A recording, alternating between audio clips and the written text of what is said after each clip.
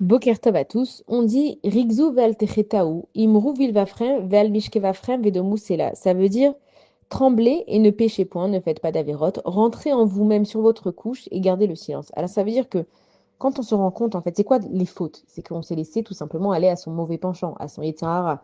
C'est que nous, on a à l'intérieur de nous et du bien et du mal. Et c'est un combat toute la journée entre le Yetzirara Tov et le Yetzirara, comme un ange blanc et un ange noir, comme on voit des fois dans les dessins animés où il y a l'ange blanc qui dit non, vas-y, sois gentil, parle-lui bien. Et il y a l'ange noir qui lui dit ouais, vas-y, rentre-lui dedans et tout.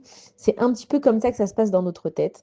Et nous, on a un combat tout le temps. Maintenant, quand on entend les voix, c'est facile de. Et quand on voit le costume, un il est blanc, un il est noir, on arrive à décider. Mais en fait, quand on ne sait pas ce qu'il y a dans son cœur et qu'on ne laisse pas son cœur s'ouvrir, on ne peut pas savoir qui c'est qui parle. Est-ce que c'est l'ange blanc ou est-ce que c'est l'ange noir?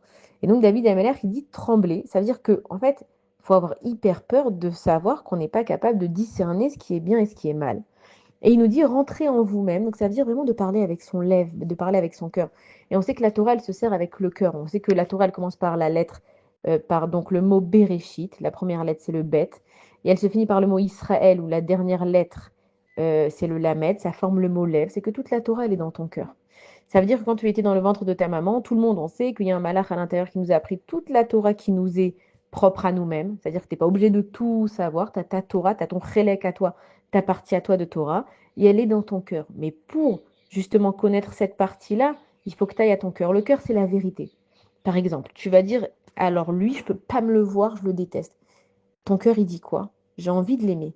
Mais comme j'arrive pas à l'aimer parce qu'il s'éloigne de moi, parce que telle et telle chose, alors j'en finis par le détester. Mais le émettre, c'est que tu n'arrives pas à l'aimer en fait, mais tu as de l'amour. Tu as de l'amour qui a mal, donc tu finis par le détester. Et en fait, on ne se rend pas compte que notre cœur, il a des vrais sentiments qui sont cachés par le cerveau. Bon, après, c'est vraiment de la psychologie et Baruch Hashem, la Torah, c'est elle qui a donné toute la source de la psychologie. Donc, à la place d'aller chercher la psychologie ailleurs, qui n'est pas forcément vraie, vaut mieux la chercher dans la Torah, comme on a expliqué, il y a des moyens de le faire. C'est que ton cœur, il a vraiment des envies. En fait, c'est pas que tu détestes le monde entier, c'est que tu n'arrives pas à te faire aimer des gens parce que tu as trop de peur à l'intérieur de toi. En fait, c'est pas que tu as envie de parler à personne, c'est que tu n'arrives pas à t'exprimer parce que tu as peut-être honte de parler devant les gens. Ça veut dire que David Emeller, il te dit, va voir dans ton cœur qu'est-ce qu'il y a. Et il te dit, rentrez en vous-même sur votre couche et gardez le silence. Ça veut dire quoi sur votre couche? Ça veut dire qu'avant de dormir, tu fais Kriyat Shema à la Mita. C'est très important de le faire parce qu'en fait, quand tu vas rendre ton âme à Akadosh Baruch Hu, tu n'as aucune idée, toi. Qu'est-ce qui va se passer le lendemain?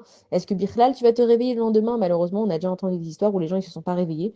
Ils allaient très bien, en bonne santé, tout va bien, ils ne se sont pas réveillés. C'est-à-dire qu'avant de te coucher, tu fais vraiment une introspection à Kadosh Baruch Hu. D'abord, tu lui dis que tu te remets sous la tutelle d'Akadosh Baruch Hu.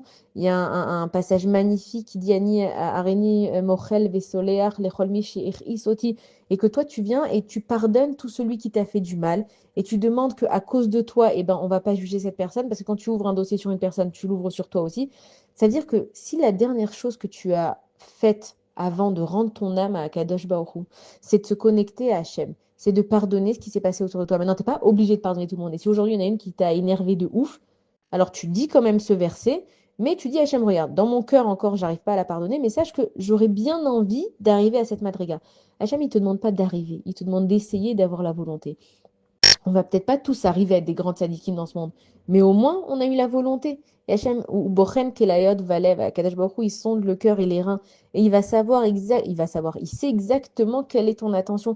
T'as peut-être pas réussi à être la meilleure maman du monde, mais en tout cas t'as essayé. T'as peut-être pas réussi à être la meilleure femme, la meilleure belle-fille, cousine, entrepreneuse, mais dans ton cœur, t'as essayé au maximum de faire du bien autour de toi. C'est tout ce qu'il veut savoir à Kadosh Baruch Hu. Et donc David Ameller, il te dit que si toi, tu ne sais pas faire la différence encore entre le Yetzirara et le Yetziratov, de savoir qu'est-ce qui est bien, qu'est-ce qui est mal, au moins le soir, quand tu te couches, débarrasse-toi de toutes ces pensées négatives que le monde entier il est contre toi et que ta vie elle va jamais réussir et que tes enfants ils vont jamais t'écouter et que ta femme ou ton mari va jamais t'aimer. Bon, toutes les pensées négatives qu'une personne elle peut avoir, libère-toi de tout ça. Ton âme elle monte au Shamaïm, elle dépose tout ça et quand tu reviens le matin, tu peux envisager d'avoir une journée meilleure que la veille parce que tu te seras débarrassé justement de toutes ces choses-là. Bonne journée à tous.